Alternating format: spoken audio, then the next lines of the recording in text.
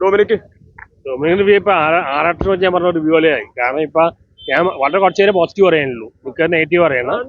എനിക്ക് ഇഷ്ടപ്പെട്ടു, നല്ലൊരു എന്റർടൈനർ തോന്നി. കോമഡി ഉണ്ട്, ആക്ഷൻ, പിന്നെ ത്രില്ലറാണ്, ക്രൈം ഇൻവെസ്റ്റിഗേറ്റീവ് ത്രില്ലറാണ്. പിന്നെ എനിക്ക് ഈ ഒരു കാലഘട്ടത്തിൽ പറ്റിയ മൂവി ലാഗൊന്നും എനിക്ക് തോന്നിയില്ല. പക്ഷെ ഒരു ആൾക്കാർക്ക് ലാഗ് പോകുന്നു പറയണം. അതറിയില്ല, അത് ഏറ്റവും കൂടുതൽ പ്ലാനറ്റ് ഒക്കെ ലാലേട്ട പടങ്ങളിലാണ്. എനിക്ക് നമുക്ക് കണ്ട് അപ്ഡേറ്റഡ് ആയി തോന്നി. ലാലേട്ടം അതേപോലെ അപ്ഡേറ്റഡ് ആണ് ആഗ്രഹിക്കുന്നത്. നമ്മളെ ഒരു 80-90 എടുത്ത ലാലേട്ടം വളരെ അപ്ഡേറ്റഡ് ആണ്. ഡൊമിനിക് വെറുതാണ്. പക്ഷേ ഇതിപ്പോ ചെയ്താണല്ലേ പടം റിലീസിന് മുമ്പ് കണ്ടു ഫ്ലോപ്പ് ആവും. എങ്ങനെയൊക്കെ പറയാൻ പറ്റും അറിയില്ല. എനിക്ക് ഇഷ്ടപ്പെട്ടു, എന്റെ അഭിപ്രായം എനിക്ക് പറയാൻ പറ്റുള്ളൂ. വളരെ എന്റർടൈനർ ആണ്. ഇപ്പൊ എങ്ങനെ വരുമെന്ന് അറിയില്ല. ആറാട്ട് റിവ്യൂ പോലെ ആവരുത്. ആ കോമഡി ടൈമിംഗ് ഒക്കെ പെർഫെക്റ്റ് ആയിരുന്നു. പക്ഷെ ഇതിന്റെ ഒരു ത്രില്ലർ ആ ഒരു പാർട്ടിലാണ് കുറച്ച് വീക്ക്, അതിലെ റൈറ്റിംഗ് ആണ് കുറച്ച് വീക്ക് ആയി പോയത്. ബാക്കിയെല്ലാം കൊണ്ടും പടം അടിപൊളിയായിട്ട് വന്നു. പടം സൂപ്പർ പടം, എബോ ആവറേജ്, എല്ലാം അടിപൊളിയാണ്. മമ്മൂക്ക, സുരേഷ് ഗോപിന്റെ മോൻ ഒരു വെറൈറ്റി വെറൈറ്റി എന്ന് പറയാൻ പറ്റില്ല. പിന്നെ അതിൽ സസ്പെൻസ് ആയിട്ട് കൂടുതലില്ല, അന്വേഷണ സംബന്ധം അങ്ങനെ ഒരു സിനിമയാണ്. പക്ഷെ സസ്പെൻസ് അധികമില്ല. ഫാമിലിക്കെല്ലാം സൂപ്പർ നല്ലതായിട്ട് ഒരു നോർമൽ പടം. അതിൽ അധികം അങ്ങനെ ഓവർ ആക്ടിങ്ങോ അങ്ങനെ കാര്യങ്ങളൊന്നുമില്ല. ഒരു സാധാരണ മനുഷ്യന്റെ കഥ പറഞ്ഞത് സിനിമ. അപ്പോൾ ഓക്കെയാണ്, സൂപ്പർ. ഡൊമിനിക് എന്ന് പറയുന്ന ചിത്രം ഗൗതം വാസുദേവൻ തമിഴ് സിനിമ ചെയ്യുന്ന അദ്ദേഹത്തിന്റെ നല്ലതാണ്.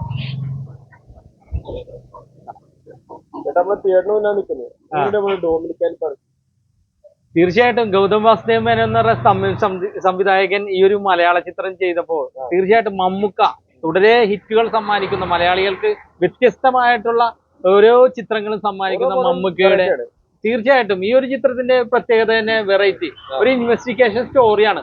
പക്ഷെ ഇത് പറയുന്ന കഥ പറയുന്ന രീതി, അതാണ് ഈ ഒരു പ്രത്യേകത എടുത്തു പറയേണ്ടത് ഈ ഒരു ചിത്രത്തിന്റെ. മമ്മൂക്കയോടൊപ്പം തന്നെ ഗോകുൽ സുരേഷിന്റെ ഒരു നല്ലൊരു കഥാപാത്രം, അതേപോലെ നായികയായിട്ട് തീർച്ചയായിട്ടും നല്ലൊരു ചിത്രം. സിനിമയ്ക്കെതിരെ പല ആൾക്കാരും ഇങ്ങനെ ചെറിയ രീതിയിൽ കമന്റുകൾ നെഗറ്റീവ് വെക്കും. അത് ഒരു പ്ലാൻഡ് ആയിട്ട് ഞാനിപ്പോ കണ്ടു അതിന്റെ അതൊക്കെ കുറച്ചു പേര് പറയുകയും ചെയ്തു. നമ്മള് ആ സിനിമയായിട്ട് തന്നെ കാണണം. ഒരു നടന്റെ പേരിൽ ഇങ്ങനെ ഫാൻ ഫൈറ്റുകളോ അല്ലെങ്കിൽ നല്ലൊരു ചിത്രം ഒരു സിനിമ നിർമ്മിക്കുക എന്നുള്ളത് ഒരുപാട് പേരെ പ്രയത്നമാണ്. അതാ ഈ വെറുതെ എന്തിനോ വേണ്ടി പറയുന്നത്. ഒരു നടന്റെയും ഒരു പടവും നിങ്ങൾ ഫ്ലോപ്പ് ആക്കാൻ വേണ്ടിയോ അല്ലെങ്കിൽ ഒരു വ്യക്തിവൈരാഗ്യം തീർക്കുന്ന രീതിയിലോ അങ്ങനെ ഒരിക്കലും ചെയ്യരുത്. ഇപ്പോ മമ്മൂക്കയായാലും ലാലേട്ടനായാലും ഇപ്പൊ പൃഥ്വിരാജ് ആയാലും അങ്ങനെ ഓരോ ഫഹദ് ഫാസിലായാലും ആസിഫ് അലി ആയാലും എല്ലാവരും, ദുൽഖർ സൽമാൻ, അങ്ങനെ നീണ്ട നിരയുന്നുണ്ട്. നമ്മുടെ യുവതാരങ്ങൾ അർജുൻ അശോകൻ, അങ്ങനെ ഒരുപാട്. മമ്മൂക്കാന്റെ ഇപ്പൊ തുടരെ എല്ലാം ഇഷ്ടമാണ്. അതെ, അപ്പൊ എങ്ങനെയും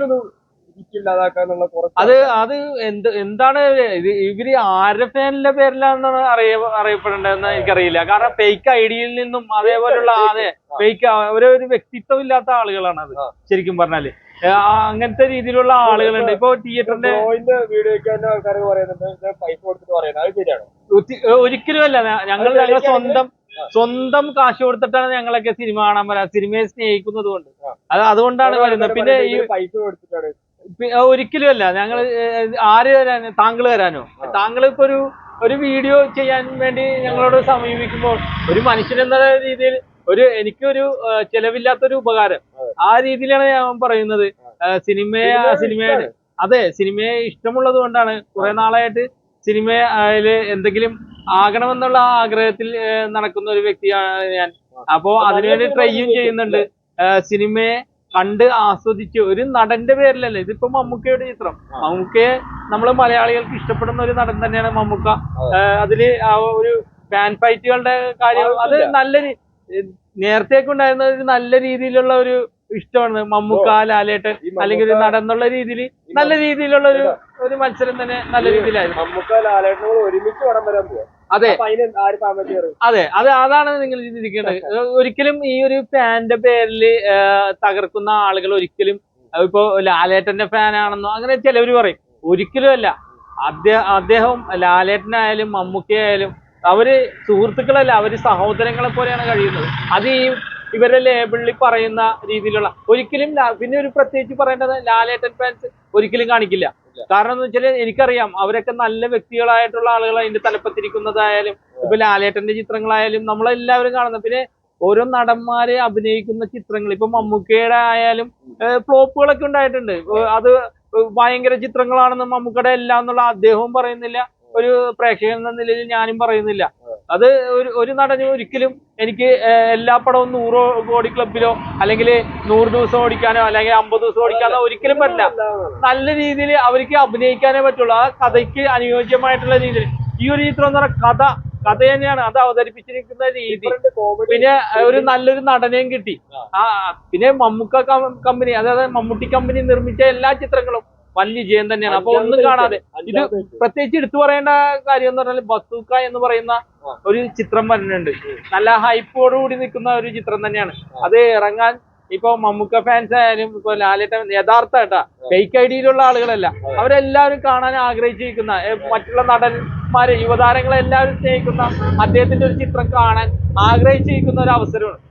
അപ്പോ ആ ഒരു ചിത്രത്തിന്റെ നിൽക്കുമ്പോഴാണ് ഗൗതം വാസുദേവ് മേനോൻ ഈ ബസൂക്കയിൽ അഭിനയിക്കാൻ വരുന്ന സമയത്ത് ഈ ഒരു കഥ മമ്മൂക്കയോട് പറയുകയും മമ്മൂക്ക ഇതിന് ചെയ്യാൻ സമ്മതിക്കുകയും അദ്ദേഹത്തിന്റെ കമ്പനി നിർമ്മിക്കാൻ തീർച്ചയായിട്ടും അങ്ങനെയാണ് ഉണ്ടായിട്ടുള്ളത്. അത് ഒന്നും കാണാതെ മമ്മൂക്ക ചെയ്യില്ലെന്നുള്ളത് നമുക്കറിയാം. ഒരു ഹൈപ്പുകളോ അല്ലെങ്കിൽ ഇതിന്റെ വമ്പൻ പബ്ലിസിറ്റി ഒന്നും കൊടുത്തിട്ടില്ല ഈ ഒരു ചിത്രത്തിന്. എനിക്ക് തോന്നുന്നു ഒരു ഇന്റർവ്യൂവിലും കൊടുത്തിട്ടില്ലെന്ന് തോന്നുന്നു. അപ്പൊ ഞാനെല്ലാം ശ്രദ്ധിക്കുന്ന ഒരു ചെറിയൊരു വ്യക്തിയാണ്. അപ്പൊ അതൊന്നും കണ്ടില്ല. ഇത് പ്രേക്ഷകരെ ഏറ്റെടുത്ത് മൗത്ത് പബ്ലിസിറ്റിയിലൂടെ വിജയിക്കട്ടെ എന്ന് തന്നെയാണ് കണ്ണൂർ സ്ക്വാഡ് പോലെ തന്നെ ഈ ഒരു ചിത്രം ആ ഒരു ടീം ചെയ്തിരിക്കുന്നതെന്ന് തോന്നുന്നു. തീർച്ചയായിട്ടും എങ്ങനെയൊക്കെ ആരൊക്കെ എന്തൊക്കെ റിവ്യൂ പറഞ്ഞാൽ ഇപ്പൊ ഞാൻ അടക്കമുള്ളവര് ഞാനിപ്പോ ഒരു മോശം പറയണെന്ന് വിചാരിച്ചു, എന്നെ തള്ളിക്കളഞ്ഞിട്ട് കാണാൻ ആളുകളുണ്ട്. തീർച്ചയായിട്ടും നല്ലൊരു ചിത്രം തന്നെയാണ് ഡൊമിനിക്. ഈ ഒരു ചിത്രം ഗൗതം വാസുദേവ് മേനോന്റെ മലയാളത്തിലെ എൻട്രി വരവറിയിച്ച ഒരു ചിത്രം തന്നെയാണ്. മമ്മൂക്കയെ പോലെ തന്നെ ഗോകുൽ സുരേഷും അതേപോലെ തന്നെ ഷൈൻ ടോം ചാക്കോ ചെറിയൊരു വേഷമാണെങ്കിൽ പോലും നല്ല രീതിയിൽ തന്നെ ചെയ്തിട്ടുണ്ട്. അങ്ങനെ എല്ലാവരും തകർത്ത് അഭിനയിച്ച ചിത്രം തന്നെ, നായികയായാലും അമ്മ വേഷം ചെയ്ത കഥാപാത്രമായാലും എല്ലാവരും ചെയ്ത നല്ലൊരു ചിത്രം തന്നെയാണ് ഗൗതം വാസുദേവന്റെ. അപ്പൊ ഈ ഒരു എൻട്രി നല്ല രീതിയിൽ തന്നെ പൊളിച്ചിട്ടുണ്ട്. പിന്നെ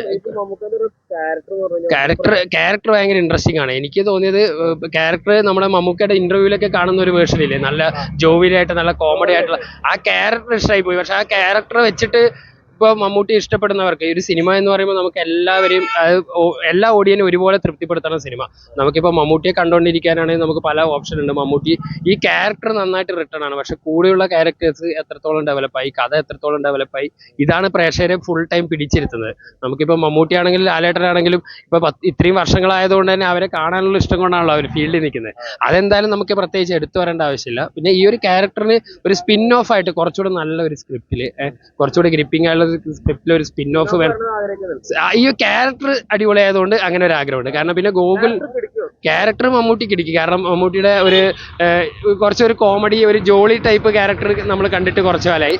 ആ കോമഡി ടൈമിംഗ് ഒക്കെ പെർഫെക്റ്റ് ആയിരുന്നു. പക്ഷേ ഇതിന്റെ ഒരു ത്രില്ലർ ആ ഒരു പാർട്ടിലാണ് കുറച്ച് വീക്ക്, അതിലെ റൈറ്റിംഗ് ആണ് കുറച്ച് വീക്കായി പോയത്. ബാക്കിയെല്ലാം കൊണ്ടും പടം അടിപൊളിയായിട്ടോ.